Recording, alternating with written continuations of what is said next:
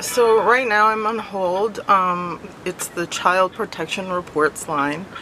I'm reporting Besha Wilson for child neglect, for emotional neglect. Just a little distracted by that. But Besha Wilson's children have been terrorizing my family for over 2 years. This is her children and some other children. But last year, or I'll start with how it began, is that my adult child, who is 26 and used to go for walks in our neighborhood, doesn't anymore, doesn't feel safe doing so anymore because of the harassment. A couple years ago, a little over 2 years ago, my kid went up for a walk to Circle K to get a snack, and some kids, a group of preteens and young teens, surrounded my kid with their bikes, on their bikes, and started yelling racial slurs like the N-word and other slurs and name calling. They've come up with a name for my 26-year-old autistic kid who has difficulty. I have difficulty communicating as well. But I am able to tell them off, and they are somewhat intimidated by me, but they will harass my kid, and so they're not safe leaving the house without an escort, basically, for the last couple years anymore. So this is gone. We take public transit, and these kids often take public transit, and they will say the name that they've come up with my kid. They've told a bunch of other teenagers and preteens. Some of these kids, I believe, are as young as 11 and are not receiving the supervision or guidance they obviously need. Your call is important to us. You have reached the public line for child protection reports where a child or youth is last year, in danger or requiring an immediate when in the care of her neighbor, Besha's neighbor, Thank you for holding. her kids started sending me Facebook messages telling me to kill myself over and over. And I had actually been going through some mental health challenges and been writing about it on my social media, and I think the kids were aware of that and were targeting me. Again, these are like 12-year-olds, 13-year-olds. What were you doing when you were 12 or 13? I certainly wasn't doing that. I might have been a little bit of a handful, but I wasn't. Yeah, anyways, so I confronted the caregiver, who I thought was their mother at the time. This is Besha's babysitter. And she called me names and essentially insinuated that it was my fault that the kids were harassing me, and it escalated to a point where I went to her home and I confronted her. Your call is important to us. Because she was harassing me by this point. The babysitter was harassing me also online, and after refusing to, the babysitter had actually doxed me. She put my address on her Facebook page because I confronted her about her bad behavior. And when she refused to take that down, and sorry, I'm getting things a little mixed up, but basically she started telling me through the door to kill myself, just like the kids had been doing, the babysitter. And so I did end up smacking her door with my cane several times and causing property damage.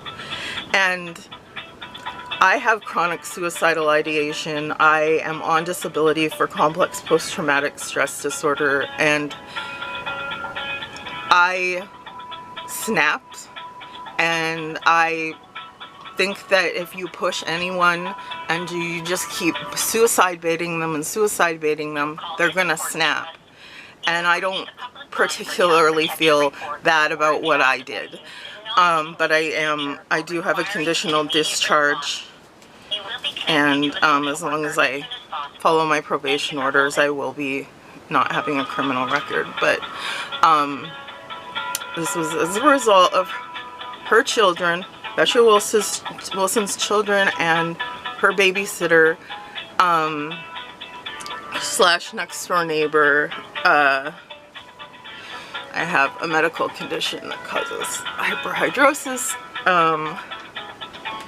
and so her, yeah, so I was pegged as the instigator in this because our RCMP are quite lazy, and they would not look at things such as the kids' chat logs where they were telling me to kill myself and whatnot. I think the RCMP have it in for me because I've been critical of how they've handled some major cases in the past, and I've been quite vocal, and I think that when you piss them off, they will just ignore you. And I also think it has something to do with the fact that I have some mental health diagnoses. I have complex post-traumatic stress disorder, I have OCD, and I have some neurodevelopmental disabilities. But so yeah, so what led to this happening, I actually last year thought about calling the ministry, and my telephonophobia, I was barely able to make phone calls, and they don't have an accessible way to get a hold of them if you need. I believe I tried finding a way to get through to them via email over something else in the past, and I'm actually able to make calls now. That's what I'm doing right now. And yeah, sorry, I lost my place. I'm recovering from a traumatic brain injury, and sometimes everything just disappears. But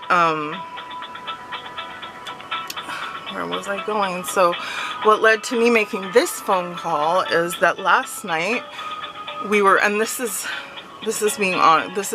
happened a couple weeks ago. This happens anytime these kids see us in public. They will try to say something, they will yell something at my kid, they will name call, or sometimes it's homophobic slurs.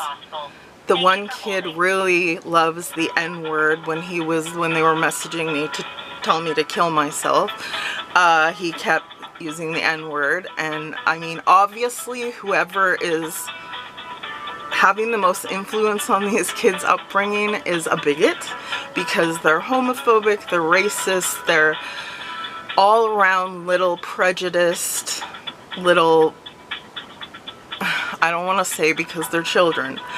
But what led to this happening is that last night we were in the store and just grocery shopping. We were having an okay time.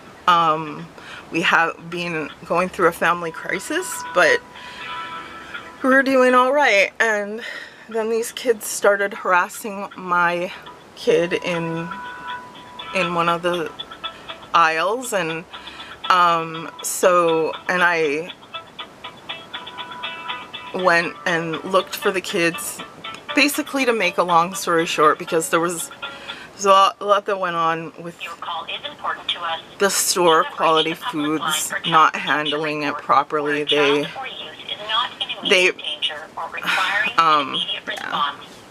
But just to make a long story short, these kids were harassing my kid again, and we both ended up, like I say, I have complex post-traumatic stress disorder. We both have neurodevelopmental disabilities, We've both endured a lot of bullying related trauma, not just related to these kids, but there's been an ongoing bullying campaign against me, in part because of my gender identity, and it's been really rough. A lot of the times can't leave the house without being screamed at or yelled at, and I can handle it to some degree. I have panic attacks. Last night I had a really weird panic attack because I felt so angry for my kid who has lost so much because of these kids, lost so much freedom and suffered so much. And Besha and her boyfriend Christopher Buckland thinks it's a joke, thinks I'm the problem because I'm upset that these kids are harassing my kid. It's disgusting. Like, if some... keep getting distracted. There's a car, there's this, but yeah, no, yeah, they just kind of, like, when last year when I was talking to her about the kids suicide baiting me over Facebook, she said, oh, sorry, my kids were dicks. Anyway, seems like you need help. We should meet up and, you know, I can help you. And like, it was really gaslighty, like, and then last night I experienced the same thing with her boyfriend, because I was trying to get through to her, and her boyfriend saw that and started responding to me, said she's afraid to talk to me, of course. But well, she should be. Like, I really want to give her an earful, but no, it was the same thing. This is me. I need to check myself as an adult for calling her out. I need to check myself as an adult. These kids, some 12, 11, 13-year-old kids running around unsupervised, terrorizing disabled people because they're too weak and cowardly to pick on people their own size. And I need to check myself. Their kids reek of neglect. If you see these kids, you can tell that they're neglected. They go as far as Courtney unsupervised. I've seen these kids, they've terrorized my kid and Courtney. One of the neighbor's kid, who was, I believe, 11 at the time, came up behind my kid and started moaning sexually in my kid's ear in the mall. Like, where does an 11-year-old get that? These kids are obviously neglected, and they just run around unsupervised. And I understand they're at their age, well, maybe 13. You might allow your kids to go downtown and stuff like that, but if your kids are terrorizing people, then no, they need to have restrictions put on them. But I think these kids, I suspect their parents must be abusing drugs or something, because they're not raising their kids, they're not paying attention to their children, and it shows. It shows. So I'm reporting her for neglect, and obviously they're being emotionally neglected if they're behaving this way. And yeah,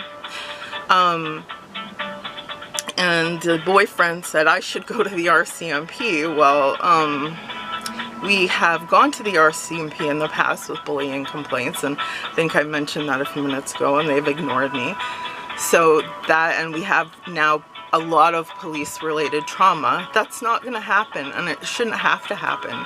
If somebody came to me and said, my kid, 13, 12-year-old kid, was picking on people, I would, certainly my first move would not be to lash out at them. I would be like, oh my God, I need to look and see if this is true. But they immediately, it's, ha, sorry, my kids were dicks, suicide baiting you. Like, that's not normal. That's not, yes, kids fuck around and act stupid. That's beyond. That is, your kids need therapy. Kids need mental health help. And the harassing disabled people, that shows that they feel powerless in some way and they're trying to get some sense of power. So how are you making them feel powerless? What needs of theirs are you failing to meet, Besha Wilson? You know, you need parenting, like counseling, parenting classes, and your kids need therapy, and they need attention and love and guidance and discipline. And hopefully this visit from the ministry will help motivate that, because no, this isn't our fault. This isn't my fault. This is your fault, Besha.